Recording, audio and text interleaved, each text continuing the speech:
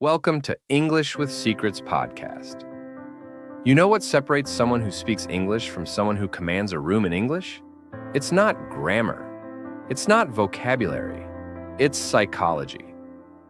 Today, I'm giving you the hidden mental patterns that make native speakers sound natural, confident, and magnetic. This isn't a lesson. This is a breakthrough. Let's go. Most people think they're bad at English, but here's the truth. You're not bad at English. You just haven't made English part of your identity yet. When you learned your native language, you didn't study it. You became it. No pressure, no fear, no grades. But English? You were corrected, tested, judged. Your brain created a wall. Psychologists call this cognitive dissonance. Your brain sees English as not you. That's why you freeze, overthink, and feel like an imposter. Here's the shift. Stop learning English. Start living in it. When you say, "I nailed it," you're not practicing grammar. You're giving your brain a reward.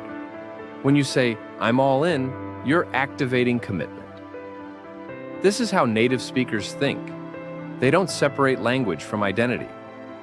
And here's another psychology truth. You translate in your head, right? That delay destroys your fluency. Native speakers don't think in sentences. They think in chunks. Phrases like game changer, no-brainer, deal breaker feel like one idea. Don't translate them. Feel them. Connect phrases to emotions. I'm on the fence, uncertainty, I'm burnt out, exhausted, I'm pumped, excited.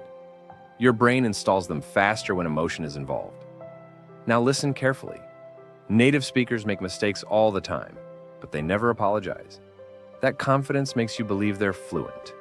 This is social mirroring. So your power move is this. Stop apologizing. Start owning the room. Instead of, "Sorry, my English is not good," say, "Let me think for a second." You take control. You control the rhythm. In a meeting when your mind goes blank, that's amygdala hijack. Fear shutting down your language system. Fix it with anchor phrases. "Let me gather my thoughts." That's a great question. Here's how I see it. These calm your brain and signal confidence. Here's some gold phrases every native uses. "I'm all set," "No worries," "I'm down," "Fair enough," "Oh, I feel you," "I'm beat," "That's wild," "Say less," "My bad." Let's bounce. Use them. Repeat them. Text them. Emotion plus repetition equals fluency. And here's a final power skill. Micro stories, setup. Tension payoff. That's how you sound engaging, even with simple grammar. Do this daily ritual.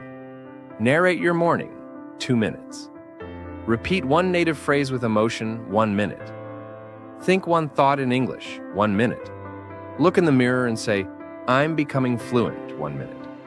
English isn't a subject, it's psychology. And every day you practice, you're becoming someone more confident, more powerful, and more fluent. Hit subscribe.